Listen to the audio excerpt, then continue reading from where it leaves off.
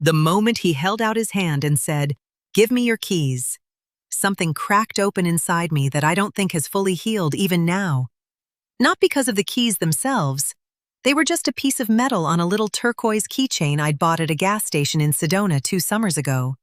It was what came next that destroyed me. He stood there in the doorway of the apartment, my apartment, the one I'd signed the lease on, the one where my name was the only name on any document, and he said it like he was doing me a favor. Like my continued existence in my own home was some kind of generous gift he was extending to me out of the goodness of his heart. "I'm letting you stay here," he said. "The least you can do is not make this difficult." I stood there holding a bag of groceries I'd just brought up from the parking lot. Milk, eggs, a rotisserie chicken from the Kroger on 5th. And I thought, how did I get here? How does a woman who pays her own rent, drives her own car, earns her own paycheck end up being told that living in her apartment is a privilege she should be grateful for? I want to tell you the whole story because if I just give you that one moment, you won't understand how it happened. And I need you to understand, because for a long time I didn't understand it myself. Let me take you back about 2.5 years, to a version of my life that felt, for the first time in a long time, genuinely good. I was 31 years old, living in a 2-bedroom apartment in a suburb of Columbus, Ohio called Worthington. It wasn't a fancy place. The carpet in the living room was that generic beige that every rental property in America seems to have, and the kitchen cabinets were slightly crooked, which drove me insane every time I opened them, but it was mine. I'd moved in 3 years before after finally escaping a lease I'd shared with a college boyfriend who turned out to be a spectacular disaster. And I had spent those first months in my own space just breathing, just existing without someone else's mess, someone else's mood, someone else's expectations filling up every corner. I worked as a project coordinator for a mid-sized marketing firm downtown. The pay wasn't life-changing. I was making about $58,000 a year at that point, but I had benefits, a 401k I was actually contributing to, and a boss named Diane who respected me and said so out loud, which sounds like a low bar, but trust me, it isn't. I'd paid off one of my student loans that year, and I remember the day I made that last payment. I sat at my kitchen table with a glass of cheap Prosecco and I genuinely cried. Happy tears, the kind that come from realizing you built something, even if it was small. My best friend at the time was a woman named Carla, who lived about 20 minutes away in a little house she'd bought with her husband, Marcus. Carla and I had been close since we were in the same orientation group freshman year of college, and she was the kind of friend who would show up with Taco Bell and a candle if you texted her that you were having a rough night. She was loud and opinionated and fiercely loyal, and I don't know what the last 2 years would have looked like without her. I'll come back to Carla. She matters more than I can explain right now. I met Brandon in October of that year. A mutual friend named Jess had organized a small get-together at a bar in the short north. The kind of low-key gathering that's supposed to be 6 people and ends up being 14 because everyone invites one more person. Brandon came with a guy named Tyler, who was Jess's coworker. He was tall, which I noticed first because I'm 5'9" and I'm not used to looking up at people. He had dark hair and this easy, unhurried way of talking, like he had all the time in the world and wasn't in a rush to impress anyone. I found that attractive in a way I couldn't quite articulate. Most men I dated were either trying too hard or not trying at all. Brandon seemed like something in between. We talked for most of that night. Not in a movie way where everyone else fades out. The bar was loud, people kept interrupting us. At one point, someone knocked a beer into my lap and he handed me napkins without making a big deal of it. But we kept finding our way back to each other across the room. By the end of the night, he'd asked for my number, and I'd given it to him without doing the thing I usually do where I deliberate for 3 days about whether it's a good idea. He texted the next morning. Not that night, not 3 days later, the next morning. "It was really nice to meet you, Ashley. Would you want to get coffee sometime this week?" That was it. No games. I said yes. Our first date was at a coffee shop called Stouff's in Grandview, and we talked for almost 3 hours. He was a contractor. He ran a small renovation business with a guy named Pete, mostly kitchen and bathroom remodels. He'd grown up in Westerville, about 15 minutes from where I lived. He had a younger sister named Kayla, and his parents, Gary and Linda, had been married for 35 years and still lived in the house Brandon grew up in. He talked about his family with this easy warmth, and I remember thinking that was a good sign. A man who likes his mother, right? That thought would come back to haunt me in ways I could not have predicted sitting in that coffee shop with my oat milk latte and my cautious, hopeful heart. We dated for 8 months before he moved in. I want to be clear about that. I asked him. It felt right. We were spending 4 or 5 nights a week together already, and it seemed wasteful for him to keep paying rent on a place he was barely using. He'd been renting a room from a friend, Pete actually, and Pete was getting married and needed the space back anyway. The timing felt organic. I sat down with my landlord, got Brandon added to the lease as an occupant, not a leaseholder, just an occupant. A distinction that seemed administrative at the time and would turn out to be one of the most important decisions I ever made. And we started building something together. Or I thought we were. The first 6 months of living together were genuinely happy. I want you to know that.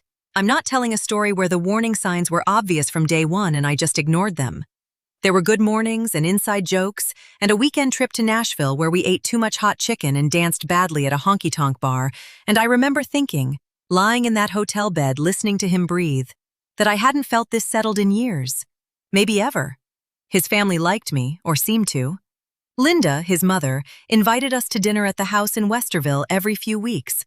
She was a meticulous woman, the kind who irons her dish towels and keeps a running grocery list on a legal pad attached to the fridge with a magnet from a vacation she'd taken in 1997. She was polite to me in that careful, assessing way that mothers sometimes are with their sons' girlfriends. I tried to be helpful, offered to bring things, always complimented the food. Gary, his dad, was quieter, a retired electrician who mostly sat in his recliner and watched sports and laughed at things Brandon said. Kayla, the sister, was 26 and living at home at the time, working part-time at a salon. She was harder to read. She'd smile at me and then say something just slightly off, the kind of comment that you replay later and think, wait, was that mean? But I let it go. Everything was fine. Everything was normal. And then, about 14 months after Brandon moved in, Gary had a minor stroke. He recovered well. The doctor said he'd caught it early. There was no lasting damage. He'd need to take it easy for a while and make some lifestyle changes. But it rattled the family in that way that a health scare rattles people, where suddenly everyone is reassessing everything. Linda started calling Brandon more. Kayla started leaning on him more. And Brandon, who I'd always known to be close with his family, started going over to Westerville more and more. Which was fine. Of course that was fine. I encouraged it. What I didn't notice at first, and this is the part that embarrasses me most, was the shift in how Brandon talked about things. About money. About the apartment. About what was his and what was mine and what was ours. It started small, the way these things always do. One evening in early March, I came home from work to find him on the phone in the bedroom, speaking quietly.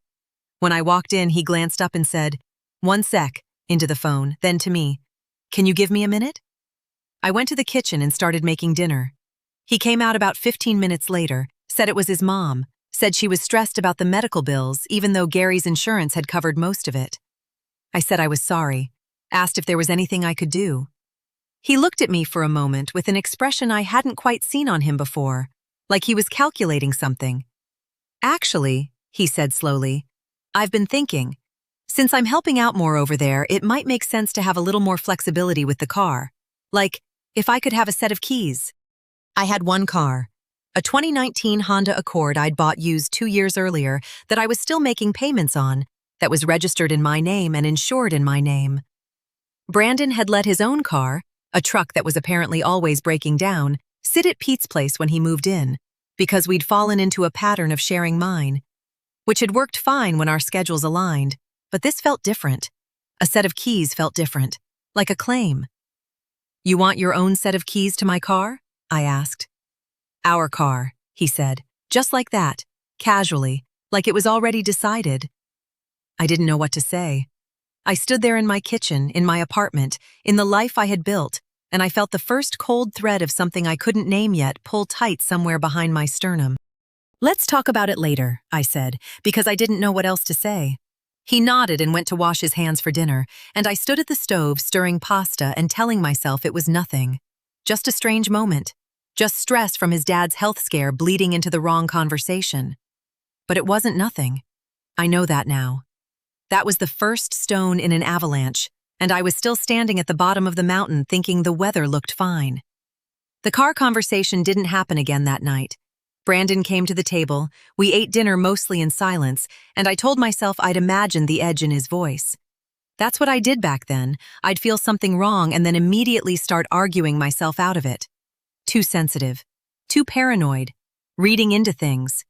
It was a habit I'd developed over years of being told, by various people in various relationships, that my instincts were an overreaction.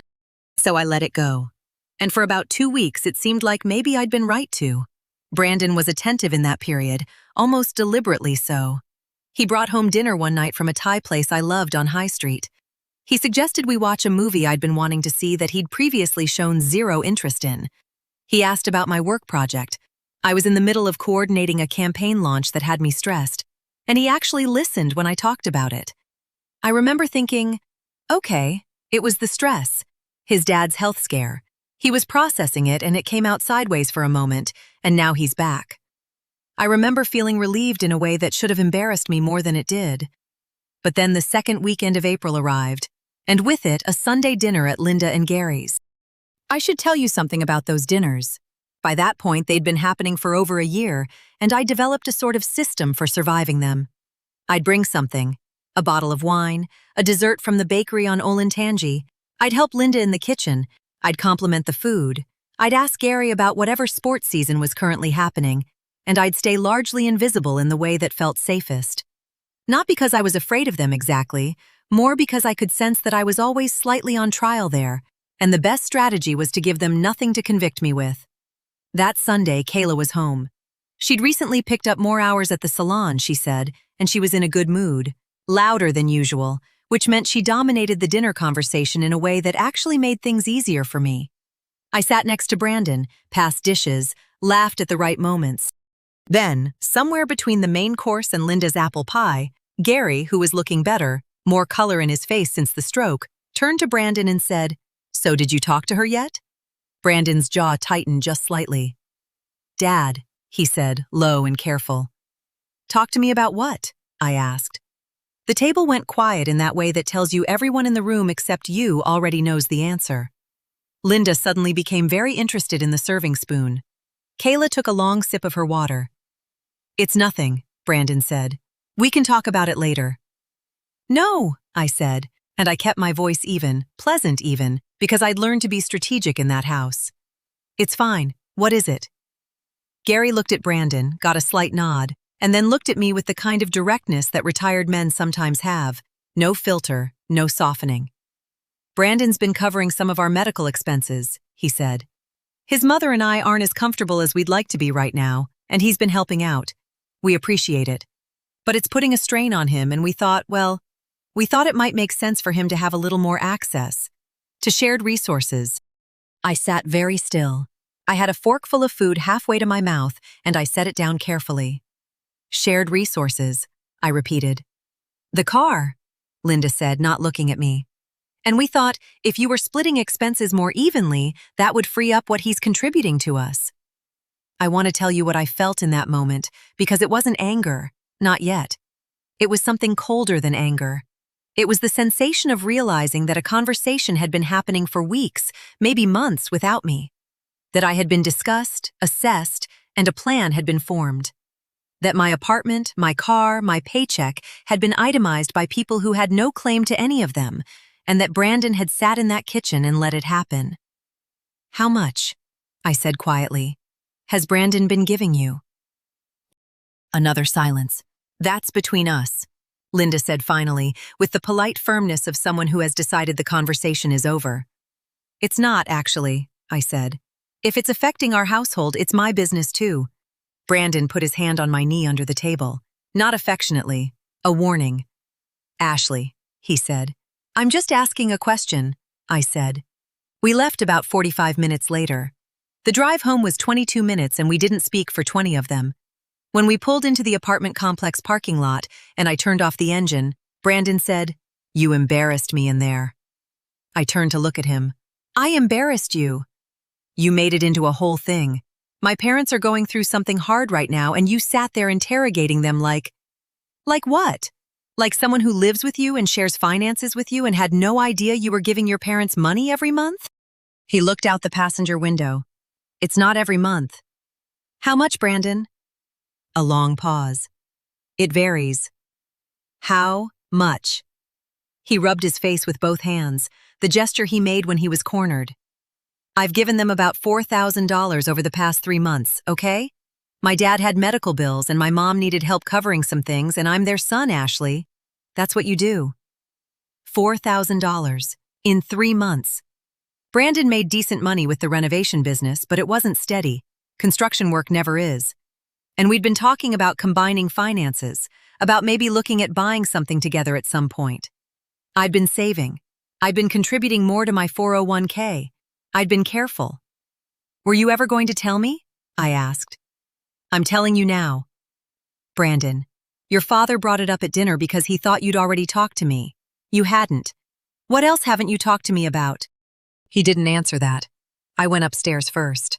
I stood in the kitchen, and I gripped the edge of the counter and I breathed. I thought about calling Carla. I thought about a lot of things. When Brandon came in, he didn't say anything, just went to the bedroom, and I heard the TV turn on. We had what I would call a real conversation 2 days later, on a Tuesday night when we were both tired from work and maybe more honest for it. He admitted he'd been giving his parents money since before his dad's stroke. Actually, it had started a year ago, he said, when his dad's truck needed repairs and they were short. It had grown from there.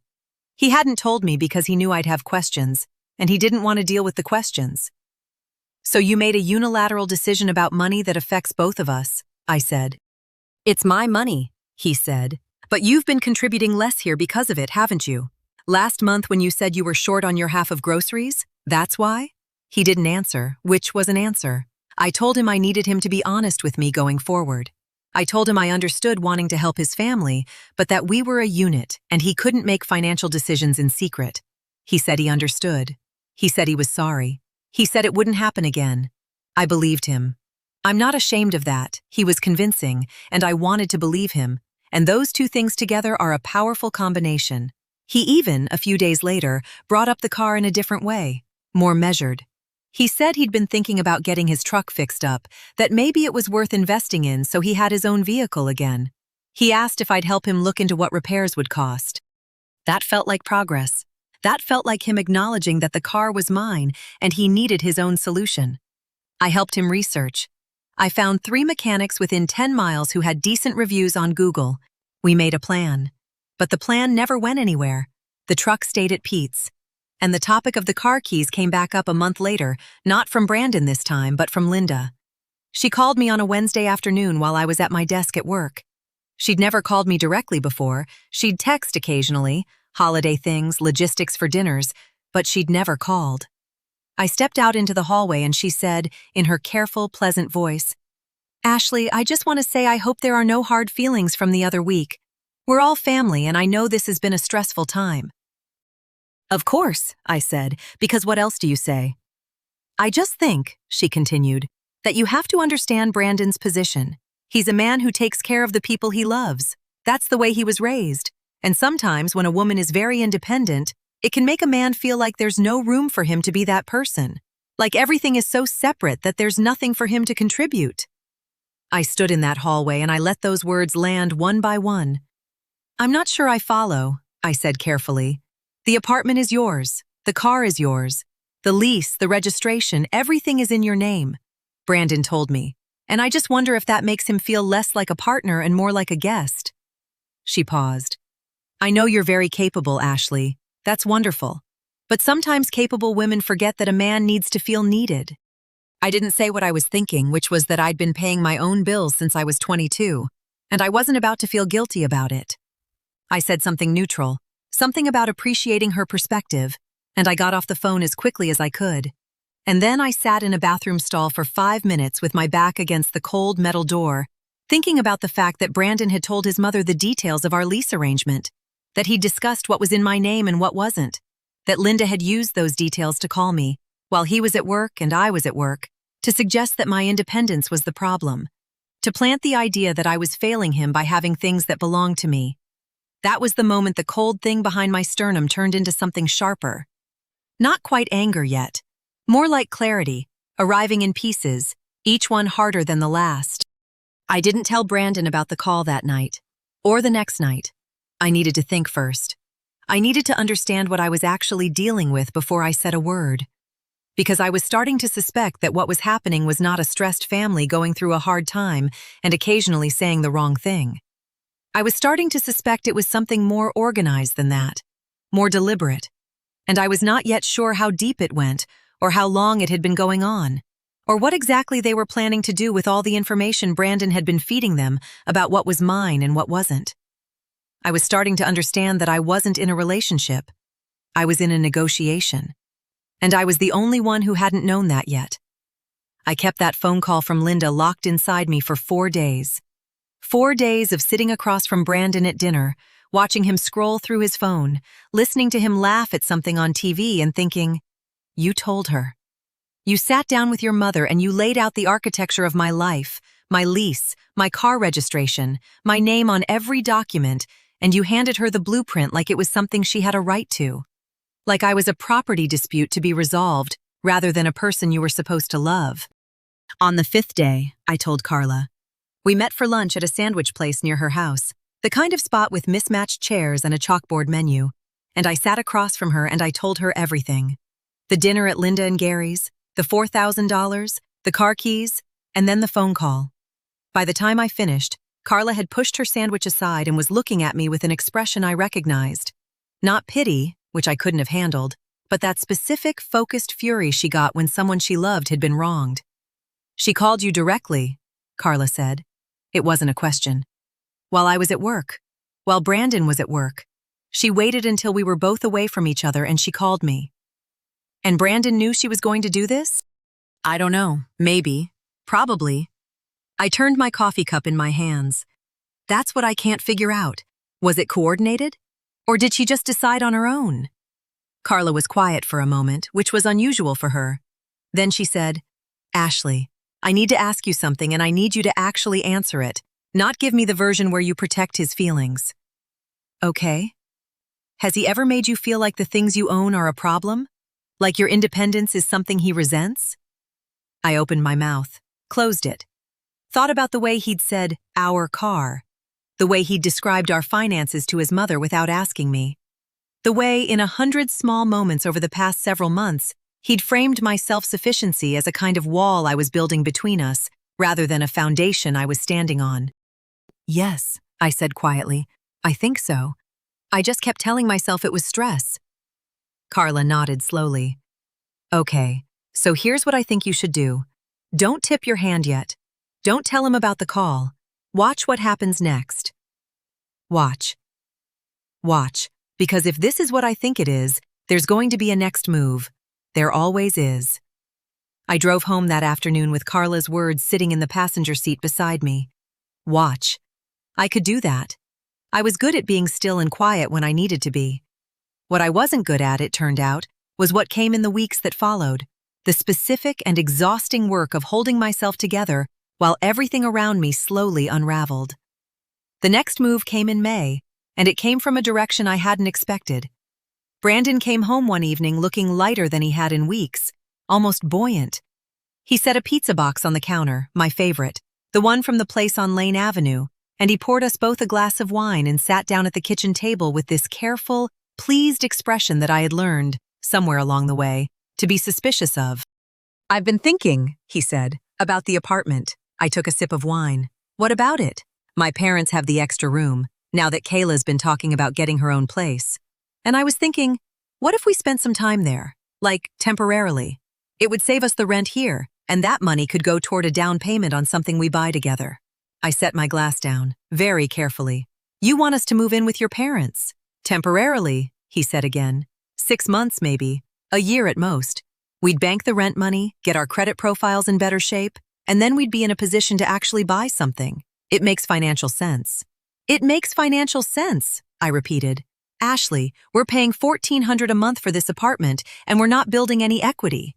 If we lived at my parents' place—" "Your parents' place," I said, "where your mother calls me to suggest that my name being on documents is making you feel like a guest." The pleasant expression flickered. "What?" And there it was. I hadn't meant to say it. Carla had told me not to tip my hand, and for 3 weeks I'd held it together. And then one careful sentence from Brandon, and the thing I'd been holding cracked open. "She called me, Brandon, about 6 weeks ago. She called me while we were both at work, and she told me that my independence was making you feel like there was no room for you in this relationship. She used the words shared resources to describe my car and my apartment. And then she said, and I want to make sure I get this right, that capable women sometimes forget that a man needs to feel needed." The silence that followed was very long. "She called you," he said finally. "She called me. I didn't know she was going to do that. But you'd talk to her about us, about what's in my name and what isn't." He looked at the pizza box. He turned his wine glass in a slow circle. And then he said something that I have thought about every single day since. "I just wanted her to understand the situation." "The situation?" I said. "Brandon, what situation? We live together, I pay my own rent, I own my own car. That's not a situation. That's just my life. Why does your mother need to understand it?" "Because she worries about me," he said, and his voice had taken on that low, strained quality I was learning to recognize as the last stop before defensiveness. "She wants to know that I'm building something, that I have a stake in something. She's my mother, Ashley. She's allowed to care about my future." "And what about my future?" He didn't answer. "What about my stake in something? My name is on this lease because I signed it 3 years before I met you. My name is on my car because I bought it. Those things aren't me shutting you out. They're just things I did when I existed before you existed in my life. And somehow that's become a problem." "I didn't say it was a problem. Your mother did, on your behalf, while you were at work and couldn't hear it." He pushed back from the table and went to stand at the kitchen window, his back to me. I sat there looking at the pizza box and thinking about how many versions of this conversation I'd had in my head, and how none of them had felt quite like this. Not angry exactly, more like watching something you'd hoped was solid turn out to be hollow all the way through. "I'm not moving into your parents' house," I said. It was the calmest I'd felt in months. "I'm not giving up this apartment, and I'm not signing anything that transfers ownership of my car or adds anyone to my lease. I need you to understand that." He turned around. His face was tight in a way I hadn't seen before. "Nobody asked you to sign anything." "Not yet," I said. He slept on the couch that night, and the next night. On the third night, he came back to bed without saying anything, and I lay there in the dark listening to him breathe and thinking about what Carla had said. There's going to be a next move. The next move came from Kayla. She texted me on a Thursday, which was unusual enough on its own. Kayla and I rarely texted directly. The message said, "Hey, are you and Brandon free Saturday? Mom's doing a cookout, nothing fancy. Would love to see you." The exclamation point and the "would love to see you" were so out of character that I read the message 3 times before I responded that I'd check with Brandon. I didn't want to go. Every instinct I had said, do not walk into that house right now. But Brandon wanted to go, and I made a decision that Carla, when I told her about it later, said was actually the right one. I went. I went because I wanted to see what happened, because Carla had told me to watch, and I was watching. The cookout was Gary and Linda and Kayla and a neighbor couple whose names I immediately forgot, and an older man named Dale who turned out to be Gary's brother. It was all very normal on the surface. Linda made potato salad. Gary manned the grill. Kayla was on her phone most of the afternoon. I helped carry things and refilled people's drinks and waited. About an hour in, Dale pulled Brandon aside near the garage. I was close enough to hear fragments. Something about a property. Something about an investment. I moved slightly closer, pretending to check something on my own phone, and I caught enough. Dale had a rental property he was looking to get out of. He was offering Brandon a deal. Something about equity, about getting in now while the market was soft, about a real opportunity for a young man who was serious about building something. Brandon's voice was low and careful. "I'd need to look at the numbers." "Of course," Dale said. "But the thing is, it can't sit. I need to know by end of month." I walked back to the table with my glass of lemonade, and I sat down, and I smiled at Linda's neighbor and asked her something about her garden, and inside me something had gone very, very quiet. Not the quiet of peace, the quiet of a person who has just understood something enormous and is taking a moment to absorb the full weight of it. They wanted Brandon to buy Dale's property, a property that would require a down payment that Brandon didn't have, not with $4,000 gone to his parents over the past few months, Not with a renovation business that ran hot and cold, a down payment that would need to come from somewhere, from someone who had been carefully, steadily saving, someone whose financial life had been cataloged and assessed and discussed at family dinners, someone who owned a car with equity and whose name was on a lease in a desirable area of Worthington that could be leveraged or vacated or renegotiated depending on what was needed. Someone like me. I drove home that night in my car, Brandon in the passenger seat talking about Dale and the property and what a great opportunity it might be. And I listened to every word he said with the careful attention of someone who is no longer confused about what is happening. I asked questions, interested, neutral questions, and he told me more. The property was in a neighborhood about 8 miles away. Dale wanted $60,000 for it. It needed some work, which Brandon said he could handle himself. He thought if they bought it and fixed it up, they could either rent it or flip it and clear a nice profit. We'd need a down payment, he said. Probably around $15,000 to start. That's a lot, I said pleasantly. I know, but between the two of us, he stopped. Between the two of us what? I just mean, if we combined what we have saved, we could probably make it work. I didn't say anything. I watched the road. You've been saving a lot this year, he said more carefully. Right? With the loan payoff. I've been putting money away, I said. So maybe this could be something we do together, as an investment, for our future. I signaled my turn into the apartment complex and pulled into my parking spot and turned off the engine. In the sudden quiet, I could hear my own heartbeat. Let me think about it, I said. He smiled. And in that smile, I saw something I hadn't let myself see clearly before. The relief of a person whose plan is proceeding on schedule. I had not been a girlfriend having a rough patch. I had been a resource being assessed for extraction, slowly, patiently, by people who had been doing the math for a long time before I started doing it too. I went inside, and I waited until Brandon fell asleep, and then I sat at my kitchen table in the dark with my laptop open, and I pulled up my bank accounts, and I looked at my savings balance, $18,412, and I felt something harden in my chest that I don't have a better word for than resolve. I was done being confused. I was done telling myself I was overreacting. I opened a new browser tab and I started typing, and the first thing I searched for was the name of a tenant rights attorney in Columbus, Ohio. The second thing I searched for was how to document financial coercion. The third thing I searched was, what are my rights if an occupant on my lease refuses to leave? I had a lot to learn, and I was about to start learning very fast. The tenant rights attorney's name was Susan Mercer, and she had an office on High Street with a waiting room that smelled like old coffee and carpet cleaner and had a rubber plant in the corner that looked like it had survived everything. I sat in one of her chairs on a Thursday morning, having taken a personal day from work, and I told her the whole story. She took notes on a yellow legal pad. She asked good questions, specific, practical questions about what was in my name, what was in Brandon's name, what he had signed, what he hadn't. When I finished, she set down her pen and looked at me over her glasses. You're in a better position than most people who walk in here, she said, because your name is on that lease and his isn't. He's an occupant, not a leaseholder. That's a meaningful distinction. He's been living there for over a year, I said. Doesn't that give him some rights? It gives him the right to reasonable notice, she said. Ohio law requires 30 days for an occupant without a lease. That's it. If you want him out, you give him 30 days written notice.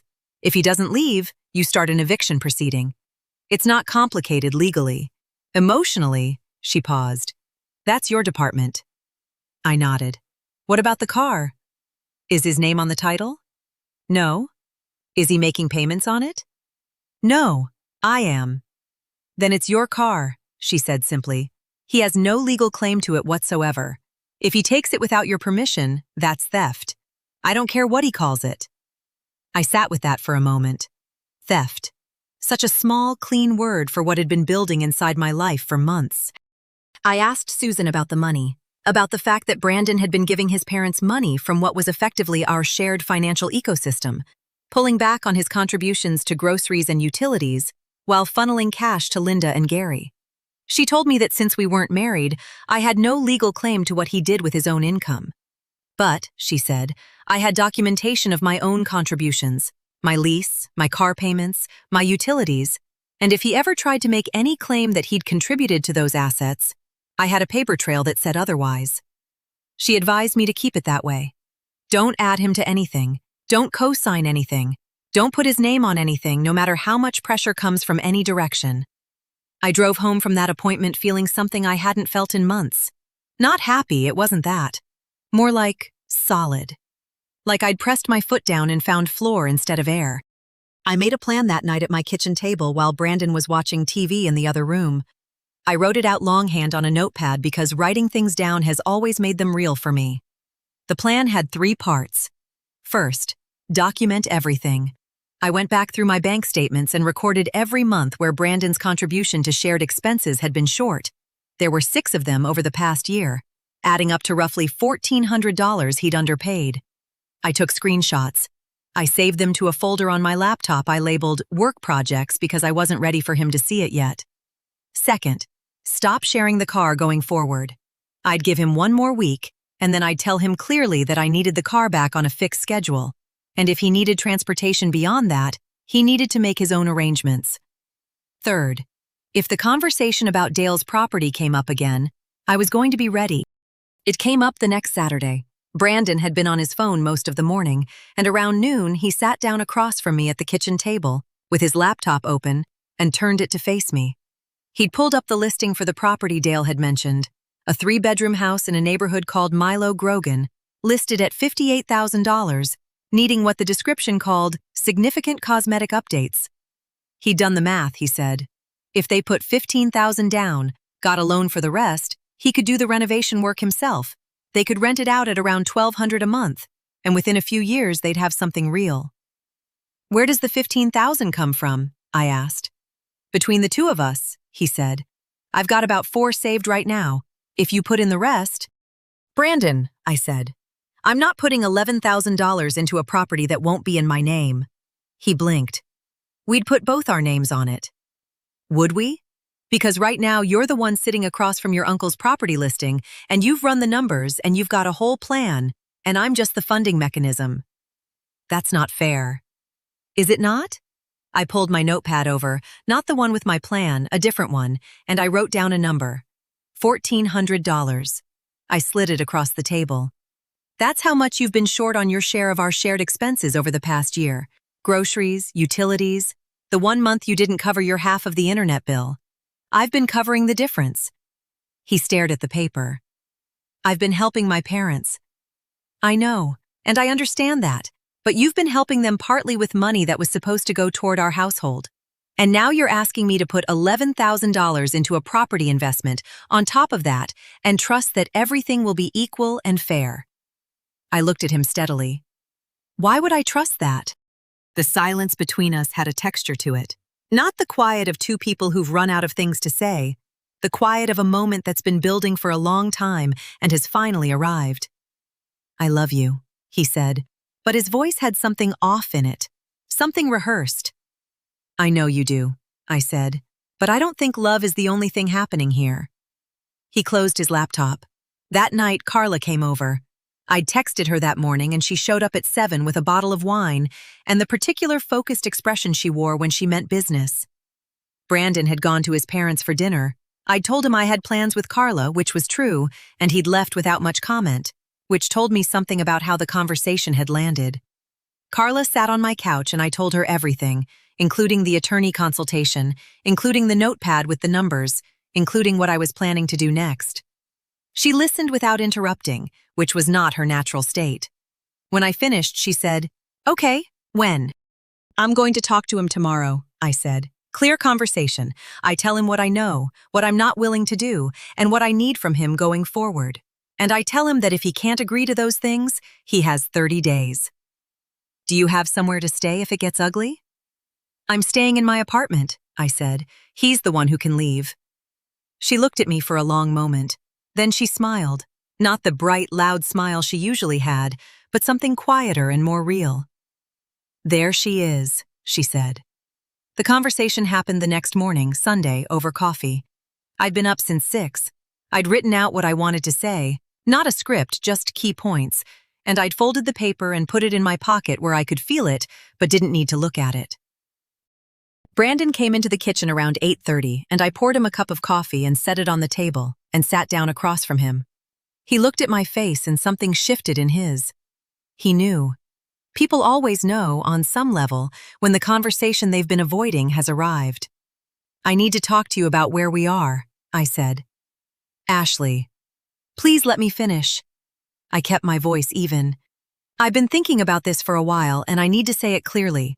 I know you've been giving your parents money for over a year. I know the amount is somewhere over $4,000 and probably more than that.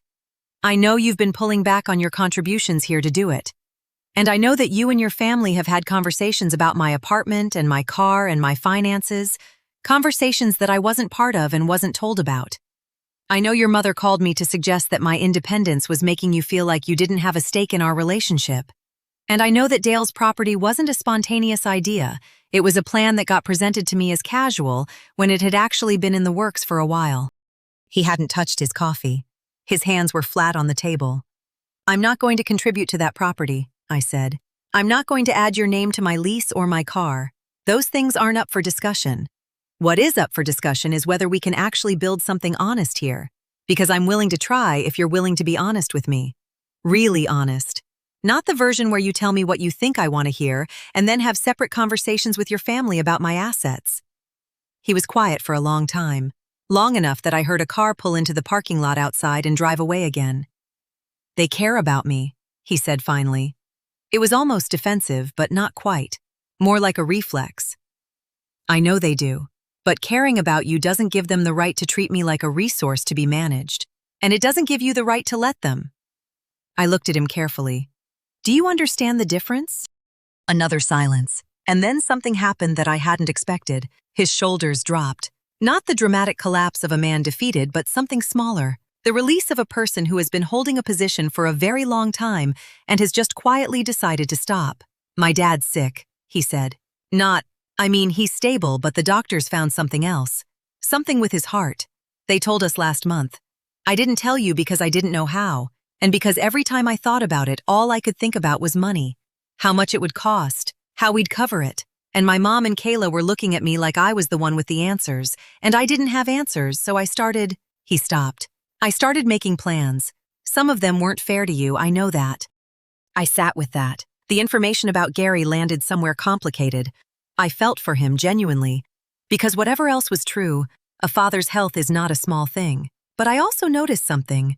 Even now, even in this moment of something approaching honesty, Brandon had framed it as a reason, a justification. He wasn't saying he was wrong. He was explaining why he'd done it. "I'm sorry about your dad," I said, and I meant it. "I want to support you through that. But I need to know that the way you've been handling this, the secrecy, the planning behind my back, letting your mother call me and suggest I'm the problem, that can't continue. If you want to stay here and try to make this work, I need you to be honest. About the money, about your family, about what they're asking you to do and what you're considering doing. All of it." He nodded slowly. "Okay. And I need you to tell your mother that she doesn't call me directly to discuss my lease or my car or my finances. If she has something to say to us as a couple, she says it when we're both there." "I'll talk to her." "Today," I said. He looked at me. "Today?" "Yes." He called Linda that afternoon. I wasn't in the room, I gave him that privacy, but I heard enough through the thin walls of my apartment to know it wasn't a comfortable conversation. I heard his voice go firm in a way I hadn't heard it before with her. I heard the word boundaries used by Brandon, which surprised me. I heard him say, "She's not an obstacle, Mom, she's my partner." I heard silence on his end that meant Linda was talking. And then I heard him say, "I understand that, but this is where I live, and those are the rules." When he came out of the bedroom, his face was tight, but something in his eyes had settled. "Done," he said. "How did she take it?" "About how you'd expect." He sat down on the couch. "She'll come around, or she won't." But I meant what I said. I believed him, not blindly, I'd moved past blind belief. But I believed him in the provisional, clear-eyed way of someone who knows that trust is rebuilt in actions over time, not in a single phone call. I told him that. He said he understood. The following weeks were different. Not perfect, nothing is ever perfect, and I want to be honest with you about that. There were still awkward dinners in Westerville where Linda's politeness had an icy quality to it. Kayla still sent texts that were slightly off in ways I couldn't quite prove. And Gary's health news, the cardiac issue the doctors were monitoring, sat over everything like a low gray sky. But Brandon was different. He started telling me things. He told me when his parents needed money and asked me what I thought before doing anything. He started looking into getting his truck fixed. For real this time. He found a mechanic in Westerville who gave him a fair quote, and he put it on a payment plan. The truck came back to life in June. I watched him drive it out of the apartment complex parking lot one morning, and I felt something release in my chest that I hadn't realized I'd been holding. Dale's property went to someone else. I don't know who, and I don't care. It was never really about Dale's property. I want to tell you about one more moment because it's the one that closed something in me that needed closing. It was July, a Sunday afternoon, and I was sitting on my balcony reading when my phone rang. It was Linda. I looked at the screen for 3 rings and then I answered. "Ashley," she said. Her voice was different than it had been, quieter, older somehow. "I want to apologize for the phone call, for the things I said about your independence. I was frightened for my family, and I handled it badly." I sat with that for a moment. "I appreciate that, Linda." "You've been good to my son," she said. "I don't think I've told you that." "Thank you." A pause. "Gary is doing better, by the way. The latest scan came back clean." "I'm really glad to hear that." We talked for about 10 more minutes. It wasn't a transformation. She was still the woman who irons her dish towels and assesses people at dinner and loves her son with a ferocity that sometimes crowds out everyone else in the room. But it was real, and real was enough. I still live in my apartment in Worthington. My name is still the only name on the lease. My car is still registered to me and insured by me, and my turquoise keychain from Sedona is still on my keyring. Brandon still lives here too, and we are still building something, more carefully, more honestly, with more conversation and fewer assumptions. I don't know where it goes.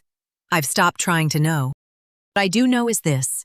The moment he held out his hand and asked for my keys, and then told me that letting me stay in my own apartment was a favor, that moment cracked something open. But what came out of the crack wasn't just hurt. It was clarity. It was the version of me who had gone to a tenant rights attorney on a Thursday morning and sat in a chair that smelled like old coffee and asked the right questions. It was the version of me who had written numbers on a notepad and slid it across the table without flinching. It was the version of me who had learned that your name on a document is not stubbornness. It is not a wall. It is not a failure to let someone feel needed. It is just the record of a life you built, and it belongs to you, and no one gets to tell you that's a problem worth fixing. I'm not grateful for what happened, but I'm grateful for what it made me see. And I keep that turquoise keychain exactly where it's always been,